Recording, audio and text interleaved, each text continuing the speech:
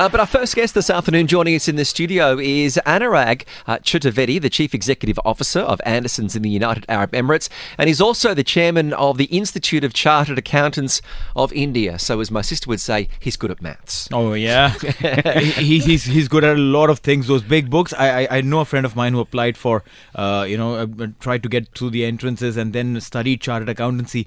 He would wake up at stupid o'clock. 3 a.m, you see him opening his books and studying. No social life, literally no life at all beyond the books. Anurag, how do you guys do it, man? Well, I think the profession chartered accountant itself has a lot of passion built into this, and I think the people who get into this, they really find their life into the books, and books become their life. Wow. So ultimately we all sail through and become pass, and the ultimate key driver is that once you qualify and attain the chartered accountancy, you have key to the locker. So What is the difference between CA and CPA?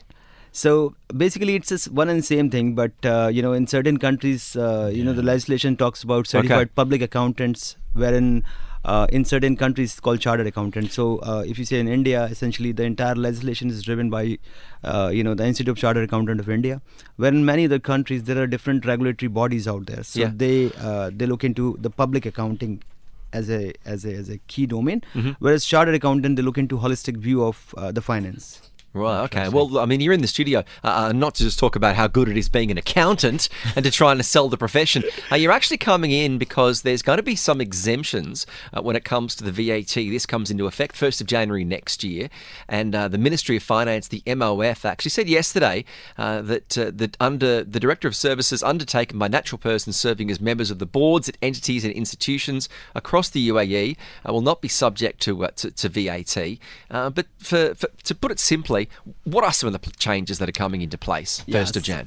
So from 1st of Jan 2023, the key change that is going to come in, the Ministry of Finance and Federal Tax Authority, they bring a lot much clarity as to what is subject to tax. Because until now, if you see that within the UAE, there are a lot of businesses where promoters are basically acting as managing directors. Okay. So if you have, let's say, 4 businesses or 5 businesses where you are managing director, but you don't sit in all the businesses. You sit in one of the place and then directs the direction out there. But you drives the money from all the businesses as your director's fee.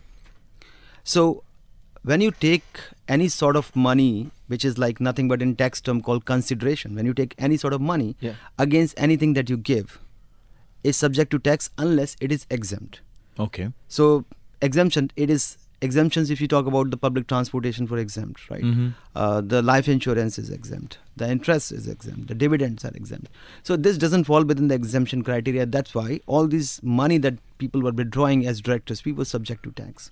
But ideally, if you see that why this entire clarification was needed, because every single person will be required to register who's doing a business, who's withdrawing the money, because he's acting as managing director and he's getting the money. So that was a lot of confusion was around it, and there was a lot of technical clarification have been filed, where FT was saying like, look, if you are undertaking all day-to-day activities of the business, then you are basically part of the business and you are not a different person. So they clarified that if you are working in day-to-day business itself, and you are a national person, be it Emirati or be it an expatriate, if you are a national person and you are working as director and you're receiving director's fee, that is outside the scope of VAT, which means VAT does not apply. Okay. So basically what they've done is they've removed the individual out of the business. Whatever the fees that a director takes, a managing director takes, is his personal fees and got nothing to do with the business, if I'm getting it right. Yeah, so it's nothing to do, he's driving the part of the money from a business, from a director's service, which they put it exempt. Okay. They put outside the scope of work. Right. Okay. But now, when it comes down to a lot of the tax, what is the threshold? It's 375,000 dirhams, is that, before a business has to pay tax? Yes. Okay, right. so that doesn't change. No, that doesn't change. So there's a raft of businesses that are sitting there trying to earn 370,000 and no more over the next couple of years.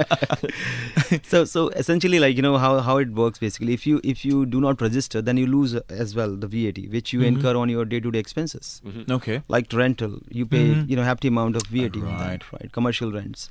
You pay a lot of rent on your fuel, your office expenses. So if you're not registered, you can't claim it. But another good thing that they brought within this entire clarification is that So you see that UAE is now growing economy, Mm-hmm. where a lot of people are coming from outside, and they're trying to buy stake in a lot of startups as well. Right. Right. And when they buy the stake in those startups, what happens? They appoint one of the person from their team Mm-hmm. to overlook the business in which they have invested the money, Makes sense. and then they drive the money. They take the money as a director's fee. Right. So when a business appoints somebody on its behalf to overlook the function where they have invested the money, and they take in return the director's fee, then this is still subject to tax. Ah, okay. So if it's your own business, then it's not subject to taxation. Yeah. But if it is you are appointed by the company to overlook, then it's wow. These are intricate details, right? They are. And this is why it's so confusing. I mean, for anyone who probably is trying to have an overview of what VAT is and how things change and what exemptions have been made, unless and until it's been explained in this particular fashion, it does get a little difficult because from a common man's perspective, even for someone who's running the business, they need to know the finer nuances of these fine lines that have been added to the amendments. Exactly, and we see a lot of business every day. I mean, essentially look into the profession of doctors today. Mm-hmm. There are a lot of doctors who are working with different hospitals at this point in time, Right. and they take money as a consulting fee, their visiting fee, visiting Right. fee, and that visiting fee many times are in excess of 375,000, but they are Wow. not registered.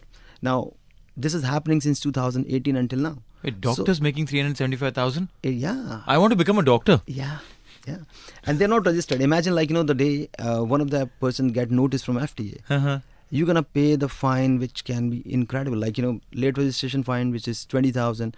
Then every single return that you're supposed to file 1,000, and then followed by 2,000. So essentially, for 5 years, Mm-hmm. you're gonna pay nearly 23,000 plus 20,000, 43,000 Wow. plus non-paid tax and penalty on top of that. So essentially, it may cost a person non-compliance is maybe 100,000 and 100,000 more. I mean, is this a reflection that down the line, slowly an income tax will be coming in?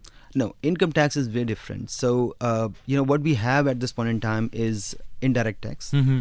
which means the tax on the supplies made by the business, Okay. right? And which ultimately borne by the consumer. So Mhm. we pay indirectly. That's why we call indirect tax. The direct tax in countries is generally brought in picture when the government, decided to provide you some ancillary benefits such as pensions, job security, the Medical, insurance, yeah. the education, and then health. And it's a part of package itself. And then obviously residency. So, people wanted to pay and contribute to the economy when they get the benefits such as residencies Makes and other sense. ancillary benefits out there. So income tax is definitely not on a card, but yes, we're going to pay the tax again in form of corporate tax. Right. So the corporate tax is going to be relative from 1st June 2023, and that's going to be 9%. Mm-hmm. So when a business will gonna pay 9%, it's like every business is gonna have a new shareholder, which is gonna take 9% of the profit Right. from the business. So ultimately, all these costs boils down to You and I. the business and business supplies. So ultimately, people will pay the corporate tax in that particular form. However, there are multiple exemptions and multiple avenues available for people and businesses out there where they can structure the business to reduce their tax exposure. So they can have their ETR, called effective tax rate, less than even 9%. It can Okay. go up to 6%. So in various businesses, so they can start looking into their own sort of things, small businesses, big businesses. But one should realize the fact that this is very specialized area, and you need a specialist. Yeah, you're right. If you try to do yourself, maybe many times, the cost of non-compliance is significantly high, True. very high. It's just like a flash and cost 800 dirhams. Wow. I know you're right. No, this is true. But then, a while back, we were talking about doctors, taking consultation charges, and it's definitely not income tax. But how does it turn out to be because it's an individual, it's not a business, right? So how does that come under the purview of VAT? So whenever the law get implements, they talk about who's subject to tax. Right. So when the definition comes as any person who is doing any economic activity within the Emirate of UAE, UAE, is subject to tax. And a person includes individual, Okay.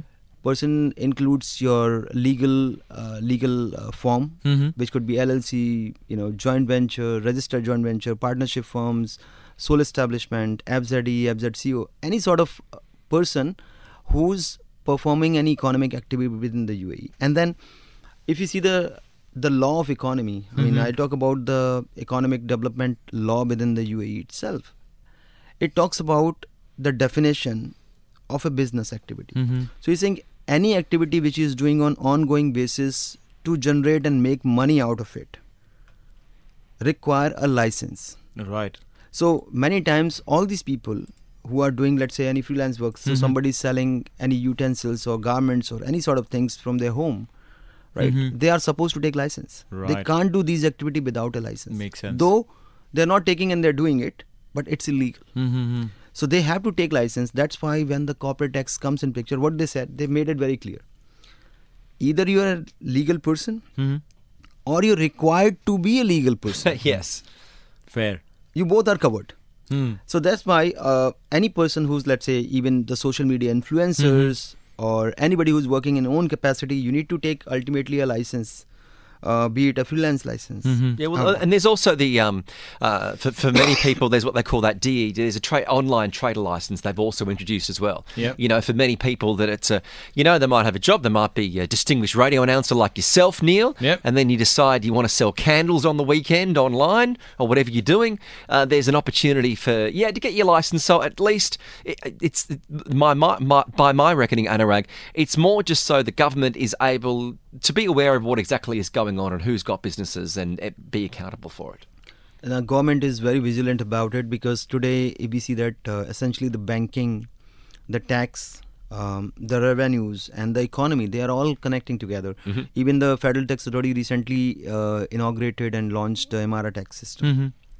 So Emirates tax is all about integrating different government bodies and bringing them together. So let's say your UAE pass is now linked, so you can, using your UAE pass, you can log into Federal Tax Authority website, right?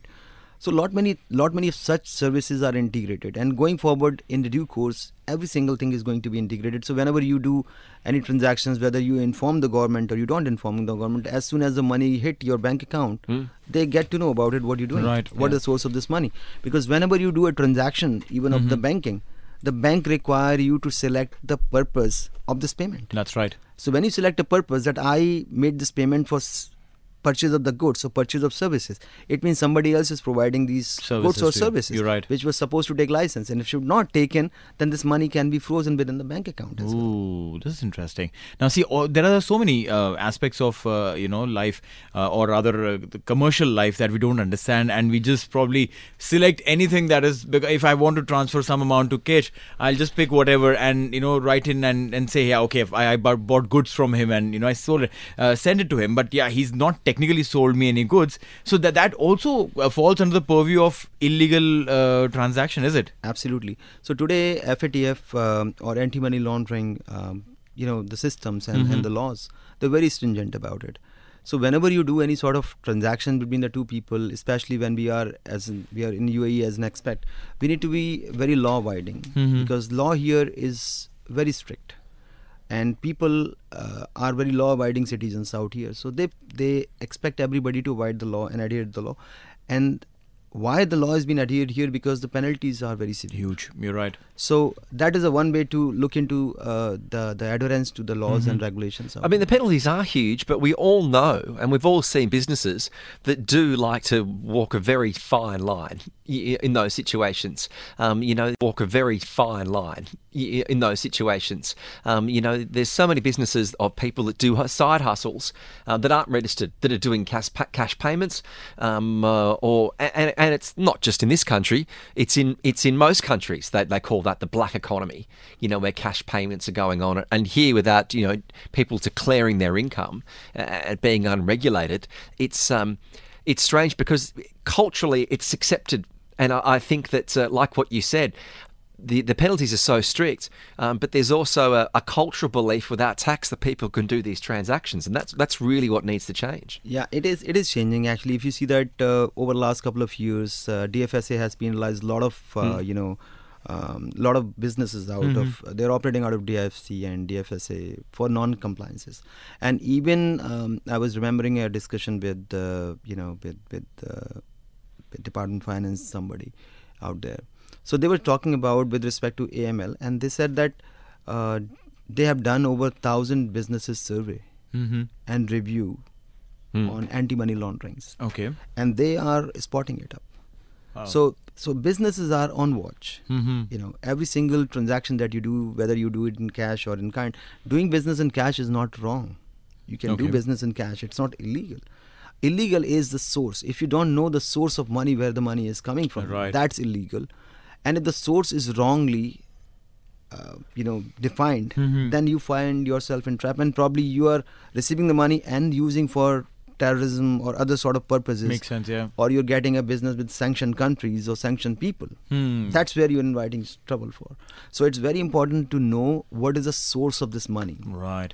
And who are the person who's paying this money. And also be aware that you never want to get on the wrong side of the Ministry of Finance. That's always, because then you're constantly going to be under question. So it's great to get your thoughts on this. We've been joined in studio from Anurag Chaturvedi, the Chief Executive Officer of Andersen in the United Arab Emirates and the Chairman of the Institute of Chartered Accountants of India. Thank you very much for coming in on this Friday afternoon. Thank you. Thank you so much.